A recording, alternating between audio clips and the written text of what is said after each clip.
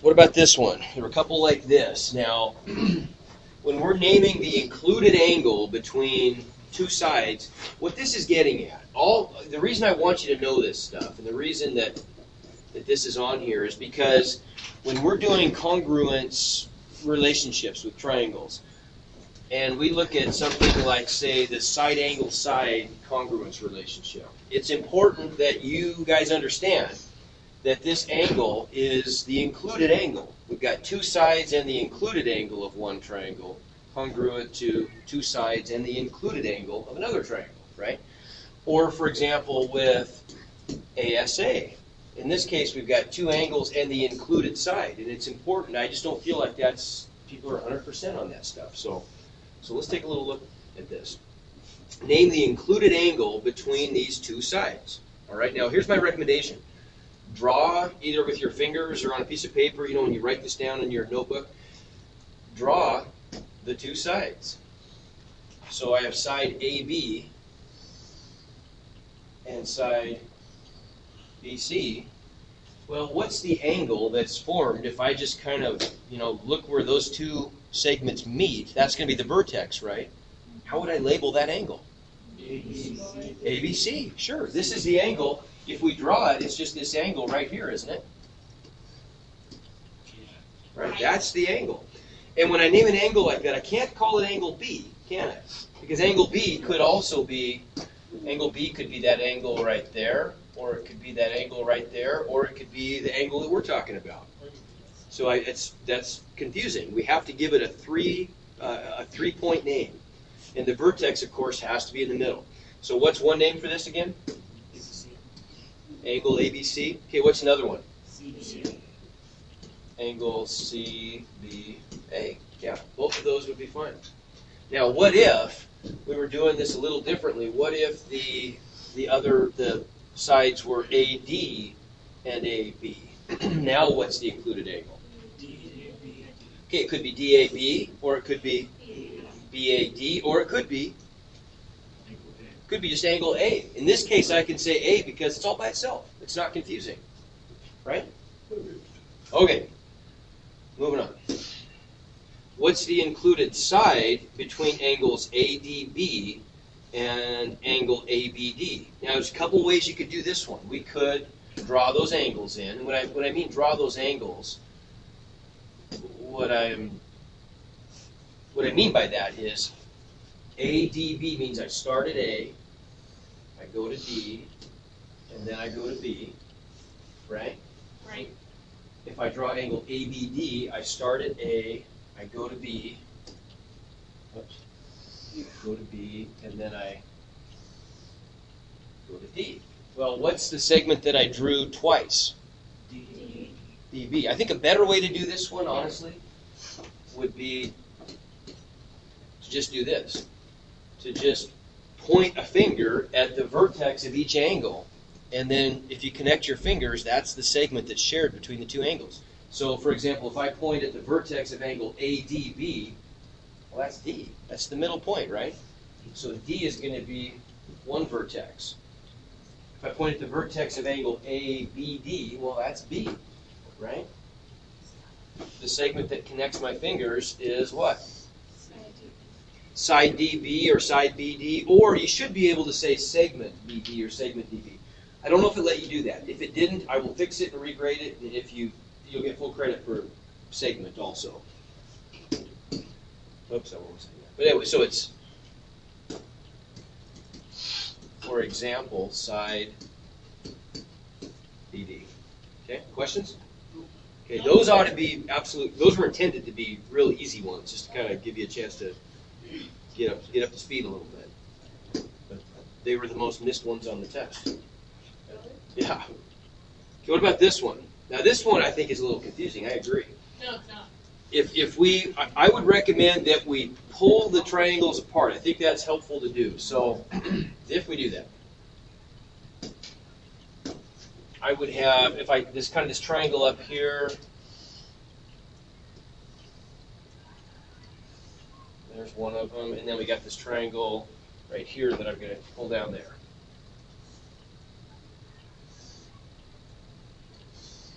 So you get the idea. Now let's label those. This one would be A, G, T.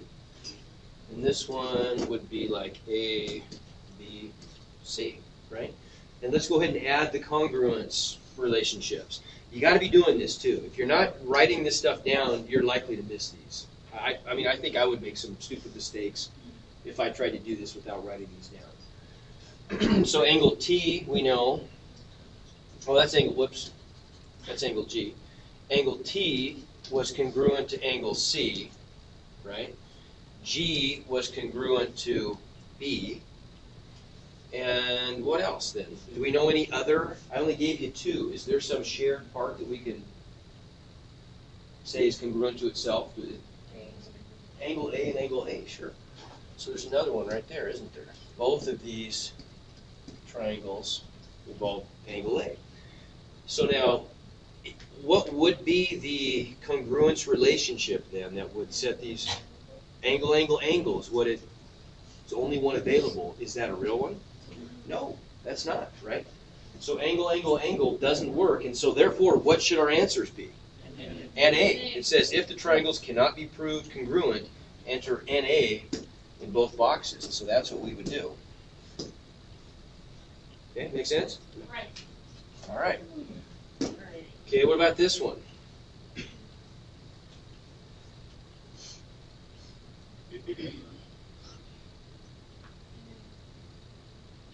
NA? Maybe.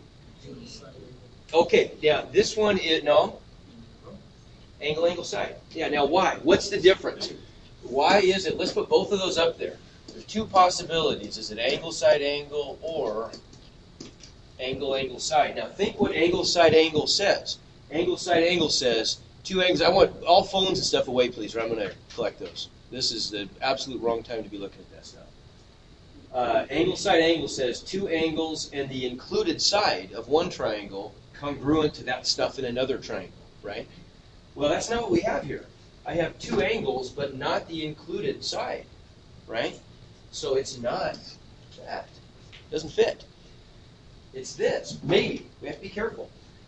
This says two angles and a non-included side of one triangle are congruent to the corresponding stuff in another triangle. Well, that's what it seems to be here. Angle, side, right? Angle, side. But we got to make sure. Now, this is the one, angle, side, side, and side, angle, side are simple. You just can't really get those wrong. But this one is a little tricky because we have to make sure that that non-included side is the same one in both triangles. There are two non-included sides. Did we get the same one for both? Let's check in this case and see. So we've got angle, let's see, angle B corresponds to angle G, right? Those are single looped. C then corresponds to D, which leaves A corresponding to T, right? So are the congruent sides, do they have the same relationship in these triangles? It looks like in this left triangle, the congruent side is opposite the double looped angle. Okay, is it over here? Yeah, it is. So this one would work, but what if? What if instead it had been like that? That wouldn't work, because then it almost looks like it does. Angle, side, angle, side, but it's the wrong side. This is the side opposite the single loop, and this is the side opposite the double loop. So they wouldn't match up perfectly then. Does that make sense? But in our case, it did. So, and then of course we have to match the vertices up. We said that B went with G, C went with D, which left A with T. So angle CAB then would have to be DTG. We match those up in that order, right? Okay. What about this one? Okay, it doesn't work, does it? What's it trying to be?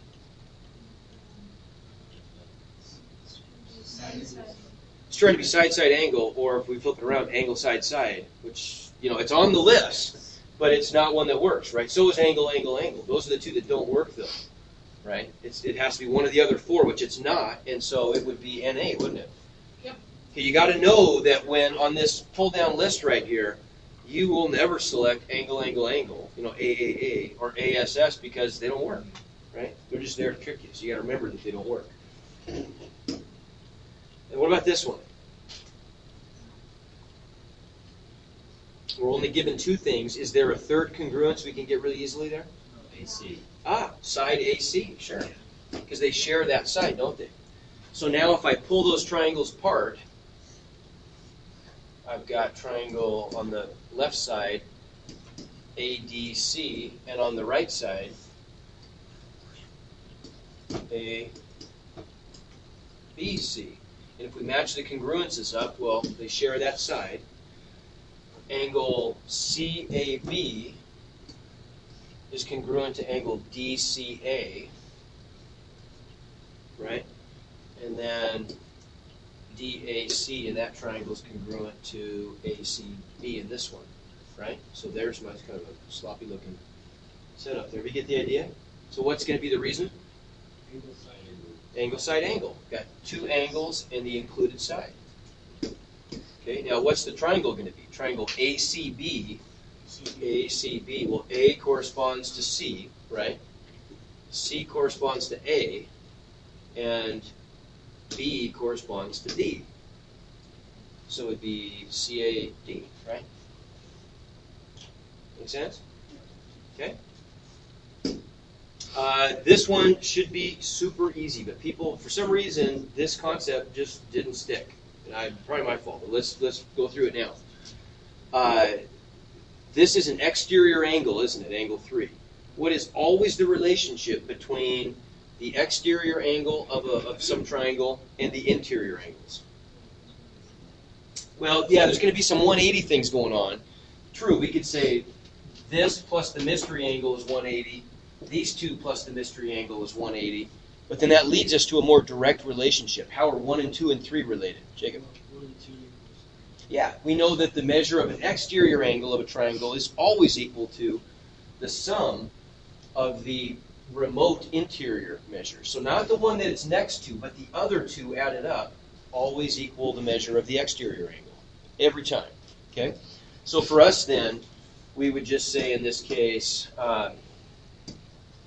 measure of angle 3 equals the measure of angle 1 plus the measure of angle 2. And if I plug in the expressions, that's just negative 5x plus 43. Here I'm going to get 5x plus 4x plus 7. And now that's pretty easy algebra. Now I'm just going to combine like terms and isolate the x's, right? So negative 5x plus 43 equals what? 9x plus 7. Which way are we going to push the x's?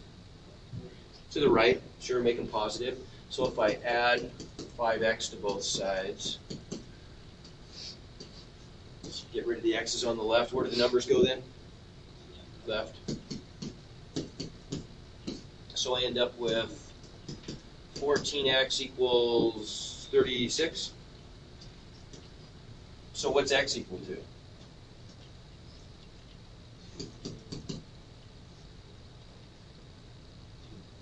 Well, okay, yeah, it would be as a decimal. But now here's something else, a potential mistake. This isn't asking for x, is it? If it was asking for x, we would just put this in our calculator. We'll just divide both sides by 14, won't we? And get 36 14ths. But it's not asking for that. It's asking for the measure of angle 1, right? So we've got to take that number that x is equal to and plug it in up there, right? Now, if we turn this into a decimal, do you see that that could be a problem? Because a decimal is an approximation. So I'm taking an approximate number and then putting it into a formula to calculate a new number. Well, that's not good. That means we're putting in a wrong answer and making it more wrong. So we want to keep this as a fraction and not round until we get our final answer in this one. So what we should do then, the measure of angle 1 is really equal to 5 times that fraction. 36 14ths. How do you do that on your calculator? Well, there's a couple ways. We could just multiply straight across. 5 times 36 divided by 14. Okay, we could just say 5 times 36 divided by 14. Now, either way, it's fine. One way you can always do it is that when you're dealing with fractions and you don't want to worry about how to do it, a foolproof method is just put the fractions in parentheses And then your calculator, any calculator, will just treat them like numbers. So we could just say 5 times, in parentheses, 36/14, and that's going to give us the right decimal answer, which is evidently that, 12.86. Okay? Make sense? Yep. Okay? A couple proofs. We'll quickly go through these. I don't want to spend a lot of time, but what about this one? So we're given this picture. We want to be writing on the picture. They tell us here that side CD is perpendicular to side AB. That's given to us. And we're also told that side CD bisects angle ADB. Okay, so the reason for that is given. We just repeat all that stuff in our first step. Now, what about the second step? This is one that I understand why this is a little tricky, but I want you to be familiar with this. Think what bisect means. So when we have the definition of an angle bisector or a segment bisector or anything like that, any kind of bisector, what does it mean to bisect? Cut in half, cut in two equal or congruent pieces, right? So we know that if we're bisecting this angle, we're just creating two smaller angles that are congruent, right? That's what the definition of angle bisector does for us. So then what do you suppose the statement is that we're making for which the reason is the definition of angle bisector? What are we trying to say here? Not segment. If we're bisecting an angle, no, angle. There you go. Angle what? ADC. Very good. Angle ADC is congruent to angle BDC. There you go. Okay, now we've got these two angles congruent. If we keep looking down at this proof, the next step says angle DCA. Well, look at that. DCA, whoops, went too far. DCA is this right angle over here, is congruent to angle DCB, that right angle. Okay? Well, why is it that we know that two right angles are congruent? Is there a reason? Right angle congruence.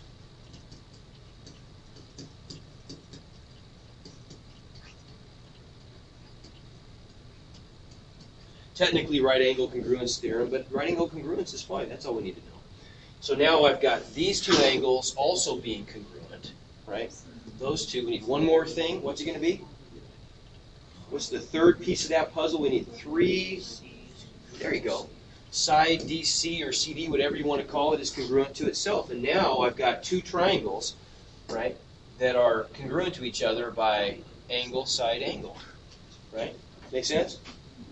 So if we wanted to finish that out, we know that's angle, side, angle.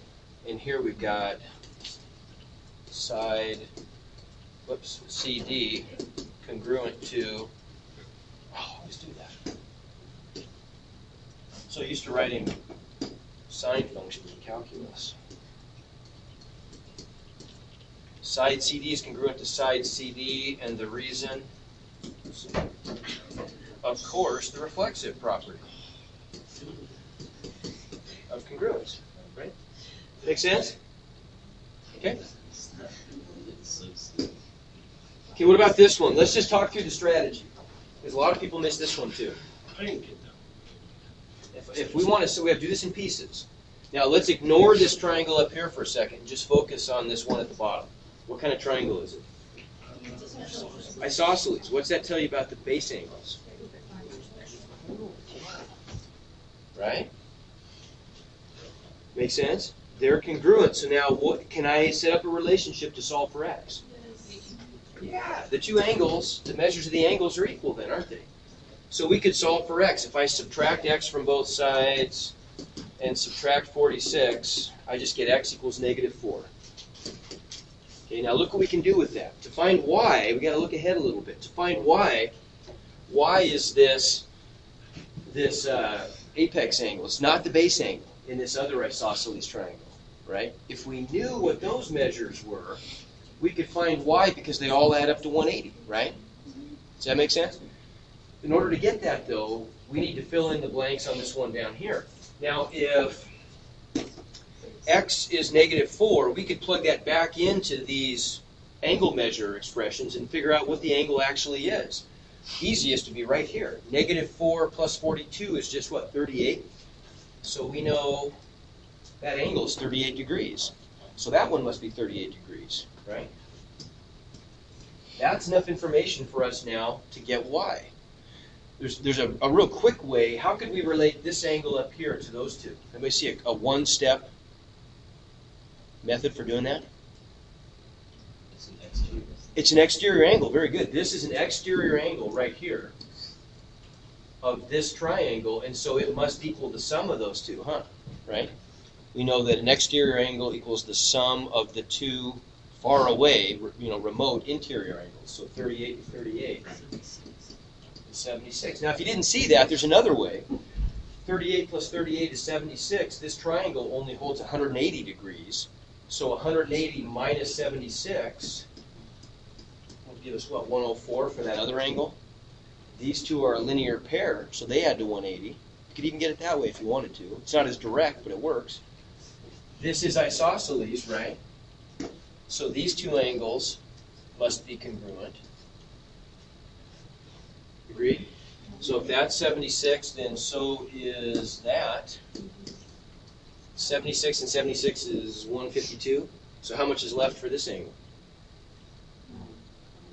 28, yeah. So then we've got the equation 2y plus 2 equals 28. So 2y equals 26. So y equals what? 13. Make sense? Okay. And then this is the easiest one of all the proofs, I think. If you look at this one here, this one's very basic. Yeah, this is given. That's given. So those two are simple.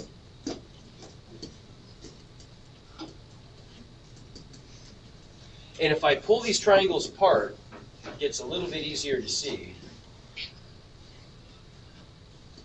M, P, Q, and N, Q, P. Tells me that MQ is congruent to NP. MP is congruent to NQ. And what's the other congruence relationship there that we get for free? Yeah, PQ is shared by both triangles, isn't it? So what's the relationship then? Side, side, side. And what's the reason that PQ is congruent to itself right here? There you go.